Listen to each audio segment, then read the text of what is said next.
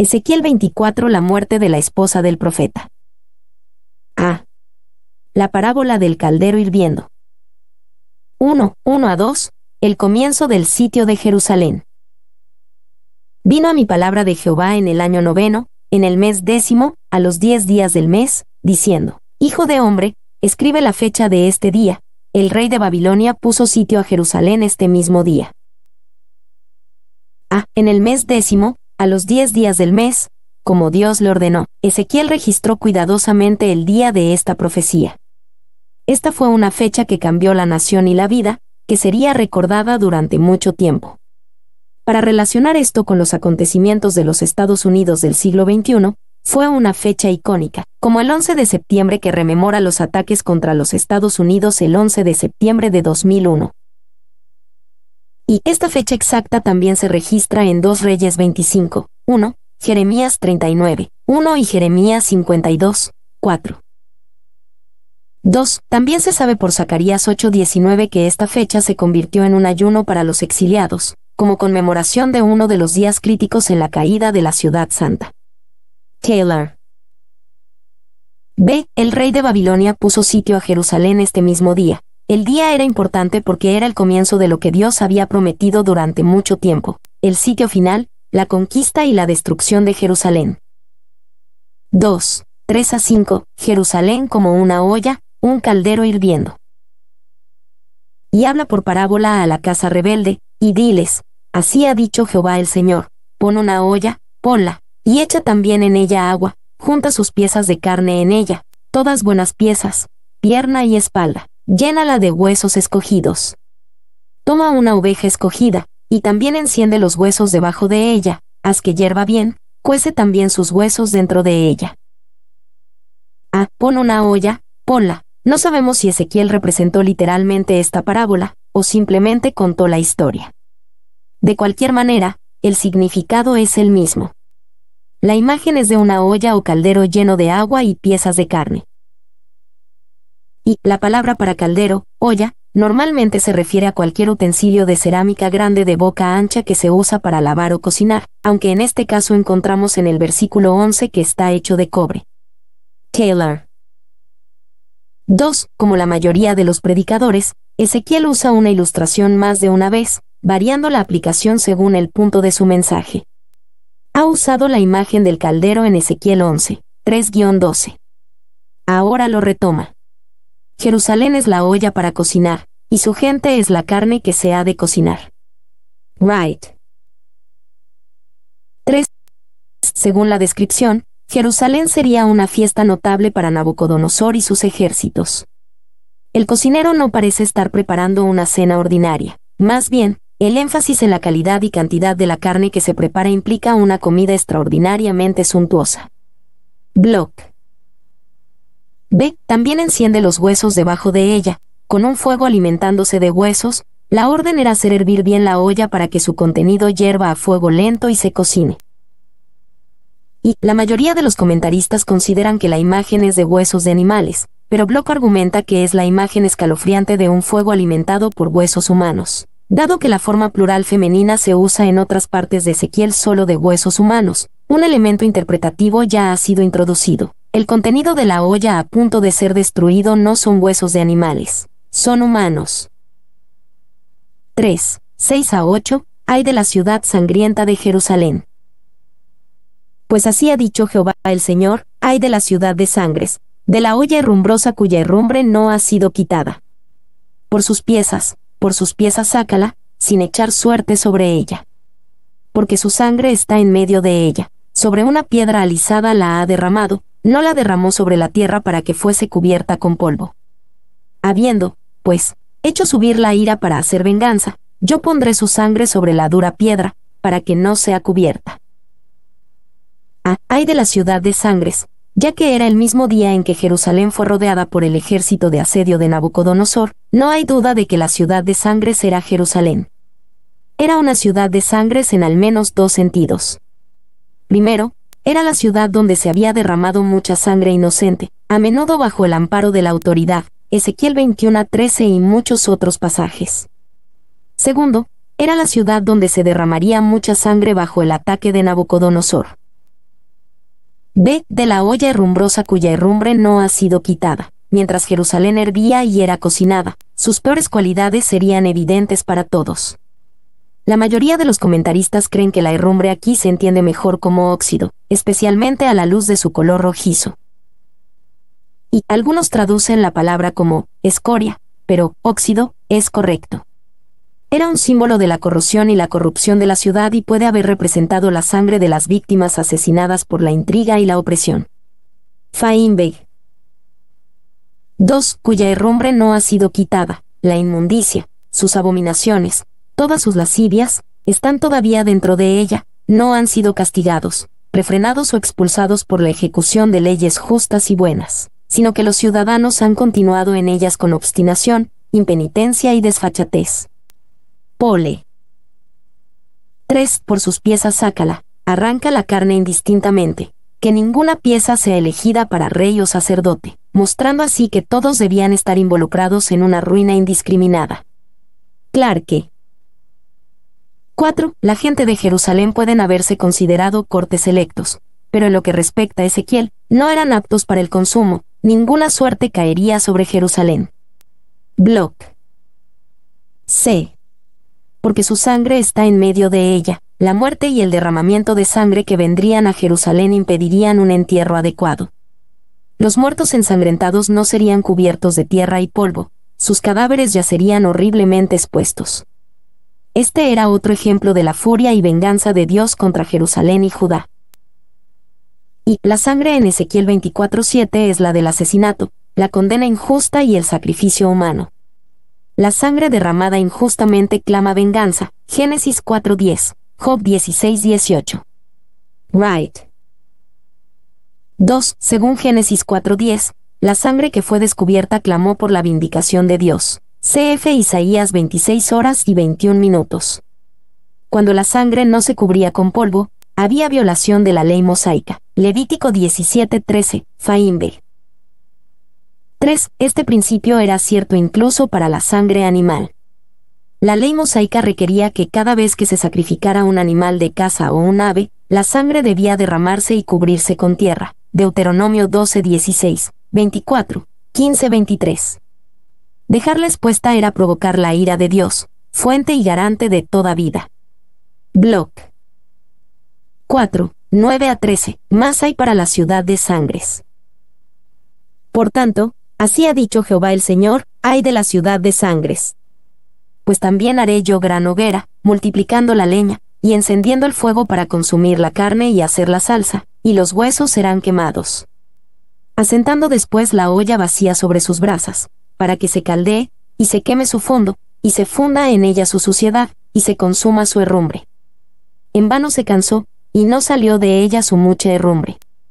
Solo en fuego será su herrumbre consumida.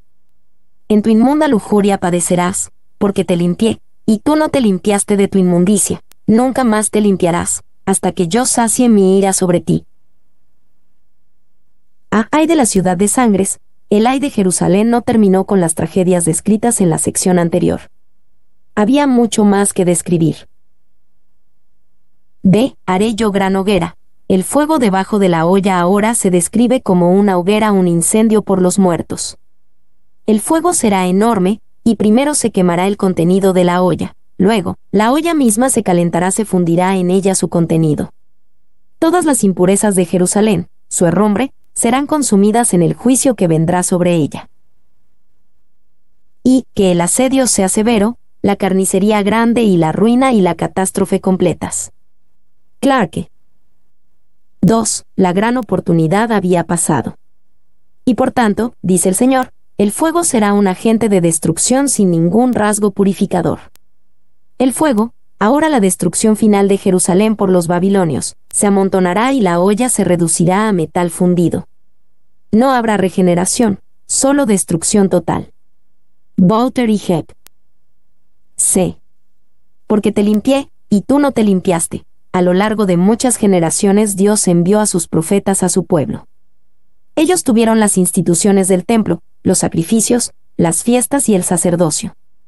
Todos estos deberían haber sido agentes limpiadores y purificadores para su pueblo, pero no lo fueron. Por eso Dios no los limpiaría más, en su furor él los juzgaría. Y, porque te limpié, uno solo puede suponer a qué eventos históricos alude Ezequiel. Deben tenerse en cuenta los recientes intentos de reforma de Josías, 2 Reyes 22 a 23, pero también se incluirían los esfuerzos anteriores de Ezequías, 2 Reyes 18 4, 22, 2 Crónicas 31. Block 2. Toda la profecía de Ezequiel implica que la ira de Dios cesará e Israel será limpiado por completo cuando Dios comience a restaurar a Israel a la tierra de Canaán en el tiempo del fin. Alexander. 3. Inmundicia, palabra que denomina las peores clases de impureza, adulterio, incesto, etc., y el propósito, deseo, diseño y deseo ardiente de hacer estas cosas. Los suyos no eran pecados accidentales, eran abominaciones planeadas. Clarke. 5. 14. La certeza del pronunciamiento de Dios. Yo Jehová he hablado, vendrá, y yo lo haré. No me volveré atrás, ni tendré misericordia, ni me arrepentiré, según tus caminos y tus obras te juzgarán, dice Jehová el Señor. Yo Jehová he hablado, vendrá. Dios no quería dejar ninguna duda de que esto sucedería tal como él lo había dicho. La terrible calamidad anunciada para Jerusalén y Judá ciertamente sucedería. Ve, según tus caminos y tus obras, bajo el pacto que Israel hizo con Dios en el monte Sinaí, ellos serían bendecidos en su obediencia y malditos en su desobediencia. Sus malos caminos y obras los juzgarían. D. La muerte de la esposa de Ezequiel.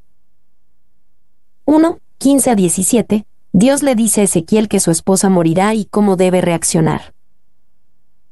Vino a mi palabra de Jehová, diciendo, Hijo de hombre, he aquí que yo te quito de golpe el deleite de tus ojos. No endeches, ni llores, ni corran tus lágrimas. Reprima el suspirar, no hagas luto de mortuorios. Ata tu turbante sobre ti, y pon tus zapatos en tus pies, y no te cubras con rebozo, ni comas pan de enlutados. He aquí que yo te quito de golpe el deleite de tus ojos. Dios le trajo a Ezequiel un mensaje impactante con respecto a su esposa, conmovedoramente referida como el deleite de tus ojos. El mensaje era que ella moriría repentina e inesperadamente, yo te quito de golpe. Y, el deleite de tus ojos, ya sea que se refiera a la belleza de su persona o no, ciertamente se refiere a la amabilidad de su disposición, y la simpatía de ella hacia el profeta. Paul.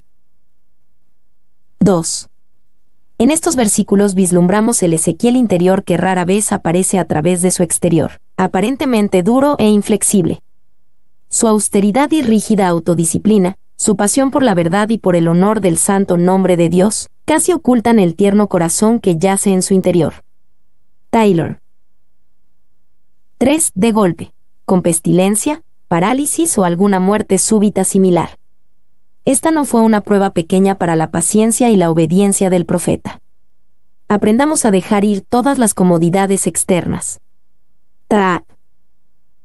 4. Wiersbe observó que, de una forma u otra, la esposa de un profeta bíblico estaba conectada con su misión o mensaje. Abraham fue un profeta, Génesis 27, que mintió 2 veces acerca de su esposa y se metió en problemas. Moisés fue profeta y fue criticado por la esposa que eligió, Números 12:1. La esposa de Isaías fue profetisa, Isaías 8:3. Ella le dio por lo menos 2 hijos cuyos nombres fueron señales para el pueblo de Judá. Al profeta Jeremías no se le permitió tener una esposa, Jeremías 16:1-4, y esto fue una señal para los judíos de que el juicio se acercaba y no era tiempo de casarse. La esposa de Oseas se prostituía y él tuvo que comprarla en el mercado de esclavos, Oseas 1-3. B. No endeches, ni llores. A Ezequiel se le prohibió extrañamente lamentarse o incluso llorar por la pérdida del deleite de sus ojos. La orden era fuerte, ni corran tus lágrimas, reprime el suspirar, no hagas luto. Y, según Levítico 21:1-4, Dios restringía el luto de los sacerdotes. Esto puede verse como una extensión de ese principio. 2. No le estaba prohibido el dolor, porque incluso nuestro Señor lloró en la tumba de Lázaro. Solo se le prohibió una fuerte manifestación de él, lo que contrastaba con los fuertes lamentos habituales en tales ocasiones. Fain B. 3. La verdad general se puede encontrar en Jeremías 16:5, donde se muestra que todo dolor personal será eclipsado en la hora de la calamidad universal. Fain B. 4. Reprime el suspirar. En eso vemos el corazón comprensivo de Dios. Él conocía el dolor del alma de su siervo, tanto personal como público, y no lo reprendió. En días en que el testimonio público exige que nos elevemos por encima de las penas privadas, es bueno saber que Él comprende la dificultad y no prohíbe el suspirar. La palabra, suspirar, normalmente se usa para referirse a los ruidosos gemidos de los hombres heridos y es un recordatorio de las lamentaciones rituales que se hacían regularmente en ocasiones funerarias. Taylor. 2, 18-19, la muerte de la esposa de Ezequiel. Hablé al pueblo por la mañana, y a la tarde murió mi mujer, y a la mañana hice como me fue mandado. Y me dijo el pueblo, ¿no nos enseñarás qué significan para nosotros estas cosas que haces? Hablé al pueblo por la mañana. Probablemente, Ezequiel habló como lo había hecho muchas veces antes, informando lo que Dios le había dicho que proclamara. Esta vez el mensaje era a la vez extraño y triste. Como profeta, les dijo que su esposa moriría. Solo podemos preguntarnos qué le había dicho Ezequiel a su esposa la noche anterior. Y a la tarde murió mi mujer. Esta fue una gran pérdida para Ezequiel, una que muchos han sufrido. El título, El deleite de tus ojos, Ezequiel 24:16, apunta a una relación afectuosa y amorosa. A lo largo del libro, Ezequiel se nos presenta como un hombre de profundos sentimientos y emociones que a menudo se lamentaba y lloraba por el destino de Jerusalén y Judá. Ciertamente fue profundamente afectado por esta repentina pérdida de una querida compañera y esposa. Y a la mañana hice como me fue mandado. Sorprendentemente, Ezequiel obedeció a Dios. Por abrumador que haya sido el sentimiento de lamentar y llorar, Ezequiel estaba decidido a honrar a Dios obedeciéndole a pesar de sus sentimientos y de las bastante comprensibles circunstancias. Y se debe rendir obediencia a Dios incluso en los deberes más difíciles, y el amor conyugal debe dar lugar a nuestro amor por Él. 2. Este extraño incidente nos enseña muchas cosas sobre el duelo y el dolor por la pérdida de un ser querido. Tales pérdidas repentinas y tristes pueden ocurrirle a cualquiera, incluso a los grandes profetas y siervos de Dios. Esto fue inusual. Nunca volvemos a leer en las Escrituras de tal pérdida de un ser querido y de una orden de no reaccionar. En sus detalles, nunca debemos considerar este extraño incidente como un modelo de la obra de Dios. El duelo y el llanto por la pérdida de un ser querido es tan natural y esperable que Ezequiel necesitó un mandato expreso de Dios para no hacerlo. En obediencia a Dios y bajo el poder del Espíritu Santo, el pueblo de Dios no es esclavo absoluto de sus emociones. ¿No nos enseñarás qué significan para nosotros estas cosas que haces? El extraño evento tuvo el efecto deseado. La gente estaba sorprendida y desconcertada por la pérdida repentina y el extraño comportamiento de Ezequiel. Y, para entonces, los cautivos estaban lo suficientemente familiarizados con la metodología de Ezequiel para darse cuenta de que la ausencia de emoción por la muerte de su amada esposa debe tener algún significado profético. Por lo tanto, le pidieron al profeta que explicara su conducta. Smith. 3, 20-24. Dios explica la señal al pueblo, muerte sin poder lamentarse. Y yo les dije, la palabra de Jehová vino a mí, diciendo, di a la casa de Israel, así ha dicho Jehová el Señor, he aquí yo profano mi santuario, la gloria de vuestro poderío, el deseo de vuestros ojos y el deleite de vuestra alma, y vuestros hijos y vuestras hijas que dejasteis caerán a espada. Y haréis de la manera que yo hice, no os cubriréis con rebozo, ni comeréis pan de hombres en luto. Vuestros turbantes estarán sobre vuestras cabezas, y vuestros zapatos en vuestros pies, no endecharéis ni lloraréis, sino que os consumiréis a causa de vuestras maldades, y gemiréis unos con otros. Ezequiel, pues, os será por señal, según todas las cosas que él hizo, haréis. Cuando esto ocurra, entonces sabréis que yo soy Jehová el Señor. Y yo les dije, el trágico suceso y la extraña reacción tenían un propósito divino. Bajo la inspiración del Espíritu Santo, Ezequiel tuvo una respuesta para su pregunta legítima, y la respuesta no fue el destino, la casualidad o la ignorancia. He aquí yo profano mi santuario, la gloria de vuestro poderío, el deseo de vuestros ojos y el deleite de vuestra alma. Así como un esposo encuentra una fuente apropiada de gozo, confianza y seguridad en su relación con su esposa, así Israel tenía una relación, fuente de confianza y seguridad inapropiadas en el templo, la gloria de vuestro poderío. Así como la esposa de Ezequiel murió repentinamente, el santuario perecería repentinamente y pronto.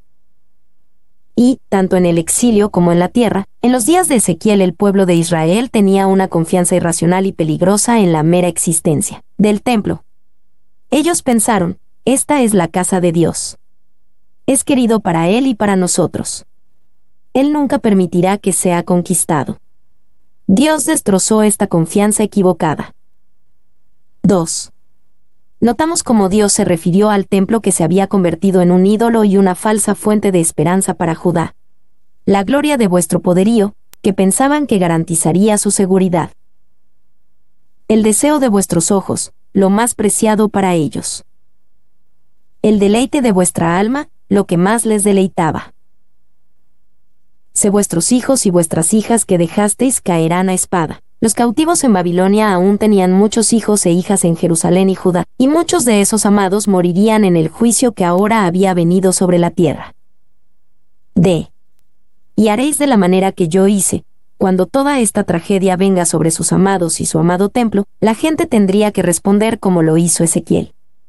Su conmoción los haría incapaces de llorar normalmente, y tal vez la cultura babilónica también obstaculizaría sus expresiones de dolor. Y Ezequiel no había llorado, e Israel tampoco lloraría, porque en ambos casos la tragedia era demasiado profunda y sorprendente como para que cualquier expresión de dolor resultara adecuada. Taylor. 2. Sin embargo, no se llevará a cabo ningún duelo, porque este es un juicio que no requiere consolación mutua, sino vergüenza y recriminación mutuas. Boulter y Hebb. 3. Experimentarían un dolor que está más allá de las lágrimas, un abatimiento que no podría expresarse con actos externos. La única expresión externa que se escucharía entre ellos sería un gemido silencioso. Smith. Cuando esto ocurra, entonces sabréis que yo soy Jehová el Señor. El propósito constante de Dios a lo largo del libro de Ezequiel es la revelación de sí mismo incluso a través de la tragedia y la crisis. En todo su dolor no expresado, habría una revelación de Jehová el Señor. Y no debían llorar la conquista de Jerusalén ni la destrucción del templo porque se lo merecían, y se anunció claramente con mucha anticipación. En contraste, la muerte de la esposa de Ezequiel no fue merecida ni anunciada con mucho tiempo de anticipación, sin embargo, se le ordenó que no hiciera duelo. Era mucho más cierto que Israel no debía llorar la conquista de Judá, Jerusalén y el templo. 4. 25 a 27, Dios le explica la señal a Ezequiel. Y tú, hijo de hombre, el día que yo arrebate a ellos su fortaleza, el gozo de su gloria, el deleite de sus ojos y el anhelo de sus almas, y también sus hijos y sus hijas, ese día vendrá a ti uno que haya escapado para traer las noticias. En aquel día se abrirá tu boca para hablar con el fugitivo, y hablarás, y no estarás más mudo, y le serás por señal, y sabrán que yo soy Jehová. El día que yo arrebate a ellos su fortaleza, el gozo de su gloria, el deleite de sus ojos. El comienzo de Ezequiel 24 marcó el comienzo del sitio de Jerusalén por parte de Nabucodonosor. Pronto e inevitablemente llegaría el día en que el templo, fortaleza, y todo lo demás que apreciaban serían conquistados y destruidos. En aquel día se abrirá tu boca para hablar con el fugitivo, y hablarás, y no estarás más mudo. Había, en cierto sentido, una restricción en la distribución del mensaje de Ezequiel que esperaba que Jerusalén finalmente cayera. Pronto llegaría el día en que esa restricción terminaría. Y, cuando alguno de los escapados de Jerusalén, habiendo llegado entre los cautivos, les informare de la destrucción de la ciudad, del templo, de la familia real y del pueblo en general, hasta entonces él reprimiría sus lágrimas y lamentaciones. Y encontramos en Ezequiel 33 horas y 21 minutos que uno realmente escapó de la ciudad e informó al profeta y a sus hermanos en cautiverio que la ciudad había sido herida. Clarke. Se hablarás, y no estarás más mudo. La lengua suelta de Ezequiel significará que comenzará a profetizar en un tono mucho más esperanzador. El juicio había sido medido en toda su fuerza. Ahora Dios podría comenzar a reconstruir y hacerlo con verdadera esperanza. La restauración final sería gloriosa. Y sus profecías de fatalidad ya no necesitarán ser pronunciadas. Podrá actuar como pastor y centinela para su pueblo. Será libre para trabajar constructivamente en la construcción de una nueva comunidad, un nuevo Israel. Taylor. 2. Su ministerio cambiaría. Él podría consolarlos y alentarlos con palabras de esperanza en lugar de oráculos de fatalidad y silencio sepulcral. Este profeta que antes había sido tan negativo se convertiría en ese momento en el gran alentador. Smith. D. Les serás por señal, y sabrán que yo soy Jehová. Al final, tanto el profeta como su Dios, el Dios del pacto de Israel, serían vindicados y revelados. Y ese día estará marcado por dos eventos significativos. Yahvé quitará la alfombra debajo de la gente al remover el suelo de todas sus esperanzas, y vindicará a su profeta al confirmar su valor como señal para la nación.